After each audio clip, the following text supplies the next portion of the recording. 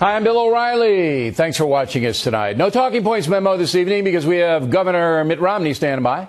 As you know, the governor won the primaries in Arizona and Michigan last night, reigniting his campaign.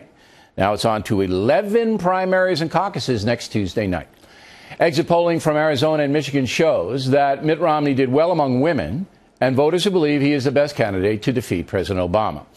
In Michigan, exit polling also shows that even though Romney defeated Santorum by 3 points, it would have been closer to 7 if Democrats had not voted for Senator Santorum in big numbers. Obviously, Republican voters in Michigan strongly favor the governor, who joins us now from Bexley, Ohio, outside of Columbus. So why do you think Democrats voted for Senator Santorum in Michigan? It was an open primary. Why do you think they did that, Governor? Well, they got the news from everyone from Michael Moore to Barack Obama's team to, frankly, Rick Santorum as well, saying, go play mischief in the Republican Party, vote against Mitt Romney, and try and give this to Rick Santorum. They don't want to face me in the fall. They'd rather face Rick Santorum.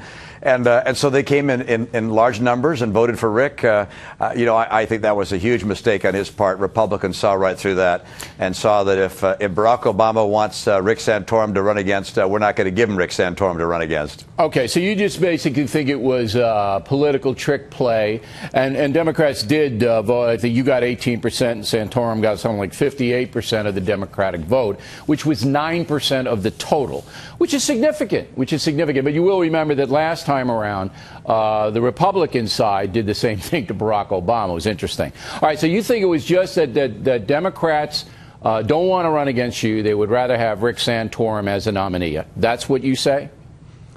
Well, that's what someone like Michael Moore said on the air, and a number of Democrats. I saw a piece on the news where they interviewed people who had voted as Democrats. They said, "Yeah, we're trying to give this to Rick Santorum because we want to stop Mitt Romney." And of course, there've also been ads by the UAW and by other organized labor groups against me.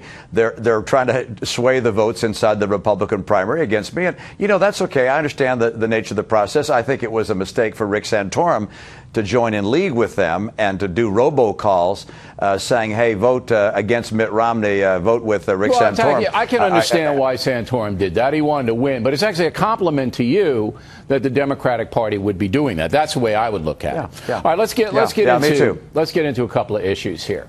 Do you know this Maureen Dowd, this columnist for the New York Times? You know who she is?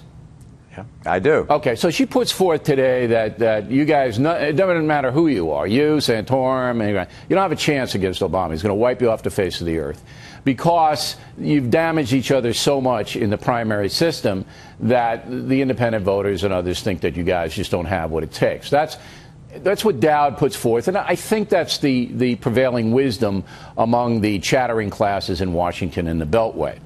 But what gets me is John McCain saying it as well. Let's roll the tape. I've been in very tough campaigns. I don't think I've seen one that was as personal and as characterized by so many attacks as these are. And frankly, one of the reasons is the super PACs. All right, so how do you reply that you guys are damaged because you're beating each other up so much? Well, these super PACs, I think John McCain is right. The super PACs are a new feature in American politics right now. Big money in the case of the Santorum campaign and the Gingrich campaign, a single billionaire responsible for the lion's share of the funding of their super PACs, and that has a big impact. I think the process is going to go on longer as a result of the super PAC dollars that come in. But I can tell you that I recognize that down the road we're going to get attacked by a billion-dollar Obama machine, and in some respects this toughens us up a bit and gets the attacks out there. People get a little tired of them, and hopefully we'll be able to regain the strength once we have a nominee, and we can focus on President Obama and his weaknesses internationally, his weakness with regards to the economy. All right, so you don't think that all of this bloodletting in the debates and in the campaigns is going to hurt you or whoever the nominee is going to be in the general campaign? Is that what you're telling me tonight?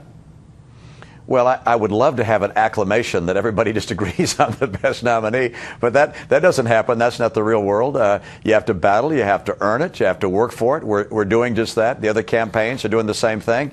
I recognize that the process is what it is, and I'll fight through this process and hopefully be able to get the support of our party, and then going on to focus increasingly on President Obama McCain and his thinks failures. you're damaged because of this. Do you agree with Senator McCain? Are you damaged because of all of this brawling?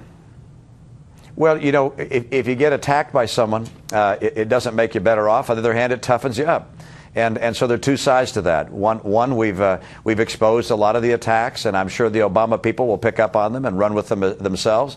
But also, I think I'm tougher as a result of this. I think the other guys are as well, and we'll come united when this is all over. Okay. We're going to get behind our nominee.